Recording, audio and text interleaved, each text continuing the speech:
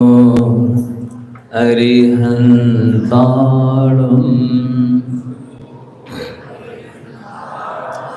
नमो सिद्धाणं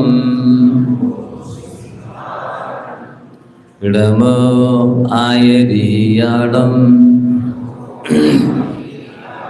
नमो वैज्ञायाणं नमो लोये शव्यसाहुणं। बोले त्रिकालवती तीनों देवताओं की, बोले श्री आदिनाथ भगवान की, आचार्य भगवंत गुरुवर श्री विद्यासागर जी महाराज की, आचार्य भगवंत श्री समय सागर जी महाराज की, परम पूज्य मुनिवर श्री नदो सागर जी महाराज की, मुनि श्री निरुपम सागर जी महाराज की।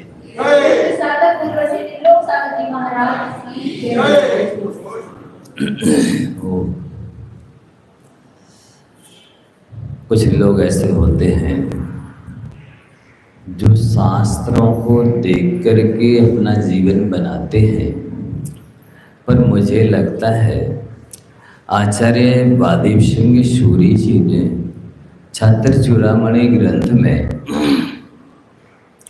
गुरु और शिष्य दोनों का लक्षण लिखा है।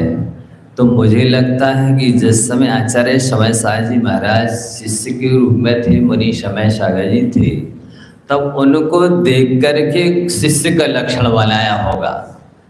और अब आचार्य पद पर सुशोभित होने के बाद ऐसा लगता है कि आचार्य का लक्षण आचार्य पद में विराजमान समय सागर जी आचार्य को देख करके बनाया। गुरु भक्तो भवात भीतो विनीतो धार्मिक सुधी शांत स्वांतो हितंद्रालो शिष्टा शिष्योयम इष्यते। शास्त्र में आचार्य ने लिखा कि उसे शिष्य कहते हैं जो गुरु भक्त हो। सबसे पहला विशेषण दिया है। तो हमने वास्तव में जब से मुझे स्मृति है दर्शन किए हैं पूज्य आचार्य समय सागर जी महाराज के, मुझे लगता है उन्होंने अपनी तरफ से ना एक कदम रखा है और ना एक शब्द बोला है। ऐसे हैं वो, मतलब जो गुरु के सामने एक शब्द अपनी तरफ से उपदेश के रूप में ना बोला है।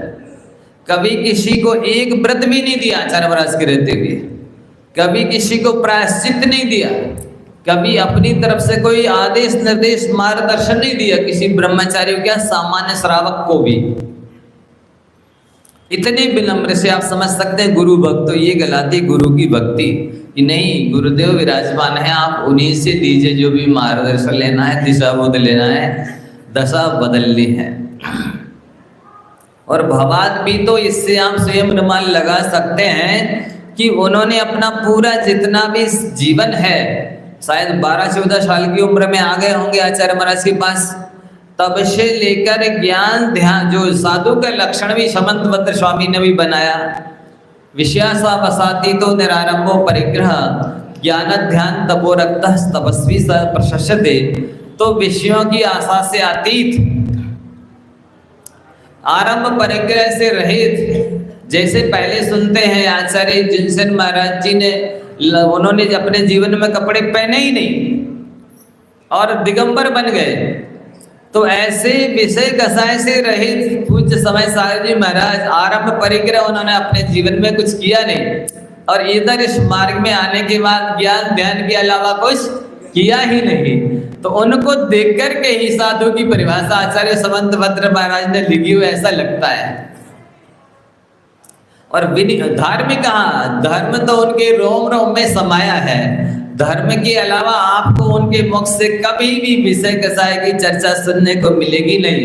कभी किसी ने इतने भक्त बैठे हैं, क्या उनके पास जाकर के किसी की निंदा सुनी उनके मुख से? ये सच्चे मायने में कहलाते साधक कि ये सही में भाव से भीत है, संसार में डरे हुए हैं, आत्म कल्याण चाहते हैं, जो किसी की भी निंदा नहीं करते। धार्मिक स्तुति और बुद्धिमान भी वही कहलाते हैं जो अपने आत्म कल्याण के लिए ही प्रयत्न करते हैं। और अगला विशेषण दिया शांत स्वांता, मन जिनका शांत होता है वे आत्मकल्याण के योग्य होते हैं, आत्मकल्याण कर सकते हैं। जिनका मन उग्र रहता है, व्यग्र रहता है, अशांत रहता है, वो आत्मकल्याण नहीं कर सकते। इतने शांत मन वाले जिनकी ऐसा लगता है कि मन में कोई लहर उड़ती ही नहीं हो, जिसके मन में चंचलता होती है तो तन में चंचलता आ ही जाती है, आंखों में चंचलता आ ही जाती है, उनके तन में आंखों में चंचलता देखने को नहीं मिलेगी। इतने शांत वाले मन वाले वो साधक अतंद्रालु और हमेशा सजग जागरूक रहने वाले। जब संग में मालूम चला सब साधु विश्राम करने लगे, उसके बाद वो विश्राम करने के लिए जाते थे, विश्राम करते थे। उसके पहले शायद मैंने अपने जीवन में उनको लेटे ही नहीं देखा। इतने साल हो गए मुझे इस मार्ग में, बड़े 35 साल, और काफ़ी समय संग में और आना जाना दर्शन करना हुआ। मैंने आचार्य समय साहब जी महाराज को कभी लेटे नहीं देखा, उनको बैठे ही देखा, ज्ञान ध्यान तप में लीन ही देखा। ऐसे साधक शिष्ट और इतने सभ्य, इतने सज्जन, कभी भी उद्दंडता, उच्छृंखलता मन में वचन में काय में उनके कभी देखने को नहीं मिली। और आचार्य महाराज ने उनमें ये योग्यता कि वो मुनि पद के लायक ही नहीं, आचार्य पद के लायक हैं, उस समय देख लिया था जिस समय द्रोणगिरी में संघ में और भी दूसरे क्षुल्लक थे और वो बड़े थे, ये तो समय सारे छोटे क्षुल्लक ही थे, और उनको बड़ा मुनि, प्रथम मुनि बनाया। तभी उन्होंने उनके अंदर ये योग्यता देख ली थी कि ये वाकई में मुनि पद और आचार्य पद के योग्य हैं और होंगे। यही जैन संस्कृति को आगे बढ़ाएगी, दूसरा कोई नहीं बढ़ा सकता। उनमें योग्यता है, सभ्यता है, हर तरह से वो लायक हैं। वस्तुतः वो आचार्य पद पर विराजमान होकर सुशोभित नहीं हुए हैं, आचार्य पद उन्हें पाकर के सुशोभित हो गया है। ताज पहनने का अधिकारी वही होता है जो बिना इच्छा के ताज पहनता है। तो वो वास्तव में आचार्य पद के अधिक योग्य थे, अधिकारी थे, क्योंकि इन्होंने बिना इच्छा के लिए, मैंने पिछली बार भी सुनाया था कि एक बार ब्रह्मचारी अवस्था में सहज में ऐसे ही दीक्षा के 10-12 साल पहले ऐसे बोल दिया, कोई प्रोग्राम चल रहा था आचार्य महाराज के सानिध्य में कुंडलपुर में। मैंने कहा आप जब आचार्य बनेंगे तब ऐसी भीड़ आपके सानिध्य में होगी। कहते हैं काय सर करो, आज की बात कभी नहीं कहना कि मैं आचार्य बनूंगा। तो उनके मन में इच्छा नहीं थी कि मैं कोई आचार्य पद स्वीकार करूं। तो गुरु भक्तों, वे गुरु भक्त भी थे, हैं, भवाद भी, तो संसार से भयभीत भी हैं, विनीत विनम्र भी है, धार्मिक आधार्मिक ही है, शांत शांत मन वाले भी हैं, अतंद्रालु, किसी भी तरह का प्रमाद आलस उनके जीवन में नहीं है, शिष्ट और शिष्ट हैं, इतने पंक्चुअल हैं कि उनकी चर्या देख कर के कोई भी घड़ी मिला सकता, कोई भी आवश्यक टाइम होता, वे 5 मिनट पहले आचार्य महाराज के कमरे के बाहर आके खड़े हो जाते। ऐसा उन्होंने कभी इंतजार करने का मौका नहीं दिया कि सब शिष्य आ जाएं, उसके बाद में वे खड़े रहें कि महाराज समय साहब जी महाराज बड़े हैं, वे आ जाएं, वे बैठे तब हम सब लोग बैठे। ऐसा मौका उन्होंने कभी नहीं दिया, ना किसी को कहने के लिए, ना आचार्य महाराज को संकेत करने के लिए कि आप बड़े हैं तो पहले आ जाया करें, या सब किसी को इंतजार ना करना पड़े। किसी भी कार्य के लिए उन्होंने कहने का मौका नहीं दिया। प्रतिक्रमण हो तो समय पर करना, स्वाध्याय हो तो समय पर करना, देव वंदना है तो समय पर करना, आचार्य भक्ति है तो समय पर करना, किसी भी आवश्यक को आगे पीछे नहीं करना और 19-20 नहीं करना, व्यवस्थित आगम के अनुकूल करना। तो वो आचार्य श्री के वचनों का ही पालन नहीं कर रहे हैं, वो आचार्य श्री के अभिप्राय के अनुसार चल रहे हैं।